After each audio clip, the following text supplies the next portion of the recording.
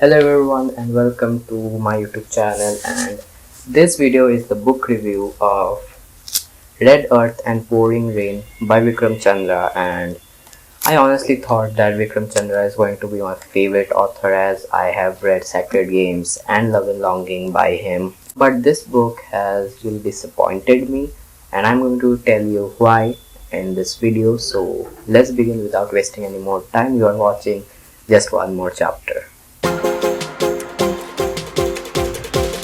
Okay, so the book starts and we follow Abhay, who is a Indian studying in America, and he comes to India to stay with his parents. He shoots a monkey that steals his jeans, and as his jeans were kind of expensive, he shoots the monkey and the monkey is on the verge of dying. But his parents are familiar with the monkey and are very religious, so they save the monkey by bringing the monkey inside their home and accommodating him. And so the monkey heals itself, and one day he sees a typewriter. Okay, Abhay's father is typing something in the typewriter, and he sees it, and the monkey goes and starts typing. He says that he was a very good man from a very good family, but due to his one mistake, he was reincarnated into a monkey by Yama, the Death Lord. Yama is the Death Lord and is very prominent in India. The family is convinced that the monkey is speaking the truth, because no monkey can actually type in a typewriter, right? So the family is convinced, but then Yama appears in front of them, and Yama wants to take the monkey with him, as he says that now you are a monkey and you should follow the monkey ways, not the humans. So he wants to take the monkey with him. But then suddenly Hanuman and Ganesha appears in front of them. Both of them are prominent Hindu lords.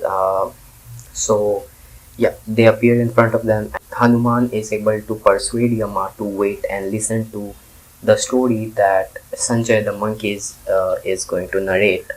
And Ganesha says that if the listeners are bored for more than 5 minutes, the monkey dies. So the starting was really amazing, and I was like, wow, this is amazing, this is going to be great. So the monkey starts reciting a beautiful story, which is called Red Earth and Pouring Rain, and which is the story in the book form that we read. Abhay also recites a story. So we get two stories out of this book. So one chapter is dedicated to Sanjay's story, another one is dedicated to Abhay's story. Now let me tell you a little bit about both the stories, alright? The first story that the monkey Sanjay recites is about Sikandar. It is set in around 1800s, maybe 1900s, and it follows Sikandar, who is the brother of the monkey itself, Sanjay. Now Sikandar and some other characters in this book are real characters, and I have checked it on Wikipedia, and so yeah, it is a combination of both non-fiction into fiction. Now I can't really tell you anything more about this particular story, because honestly I am so confused.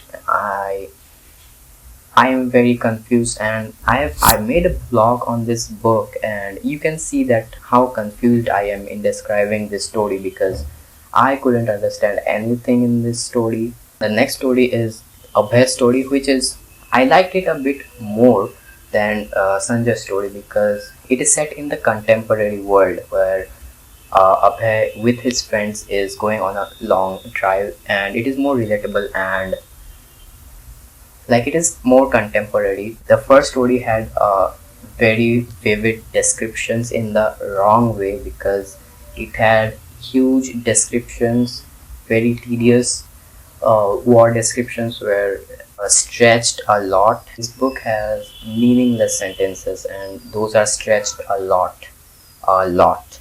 The second story on its own is good, but it is not solid, alright? It doesn't feel very good, and it doesn't feel complete. Now let me tell you why I say that I didn't like this book, alright? So the first thing that I didn't like about this book was it felt purposeless. It felt meaningless, it lacks moral, and I couldn't understand why these stories were written. It wasn't enjoyable at all. Neither of the stories can stand on its own. Both feel very incomplete. The author tries to cover every single genre that is out there and fails miserably and ends up in like middle of it, and it becomes none of the genres.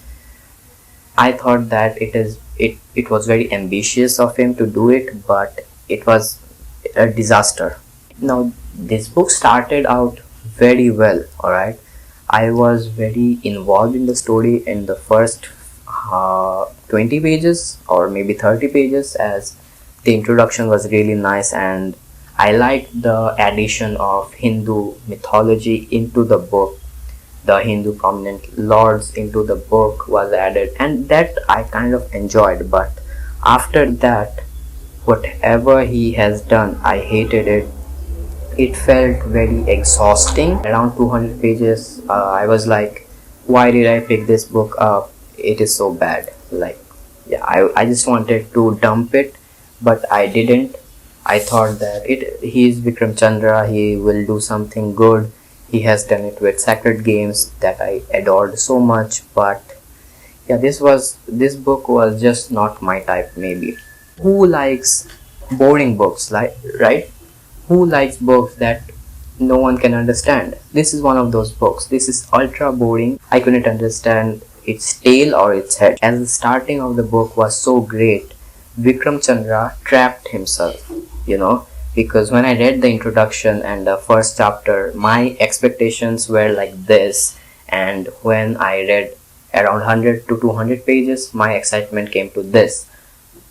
You can understand how frustrated I am in this book.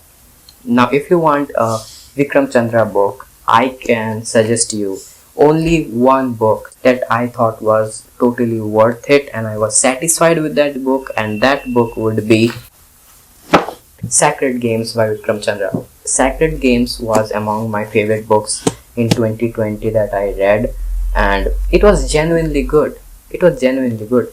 So if you want a Vikram Chandra novel, don't go for Alert and Pouring Rain, go for Sacred Games. You won't regret it. It is much better than this one. So yeah, that was the video for today. I hope you liked it, and I hope you don't read this book because you are going to have a bad time reading it. And yeah, I'll see you guys in the next video. Until then, wear a mask and read a book.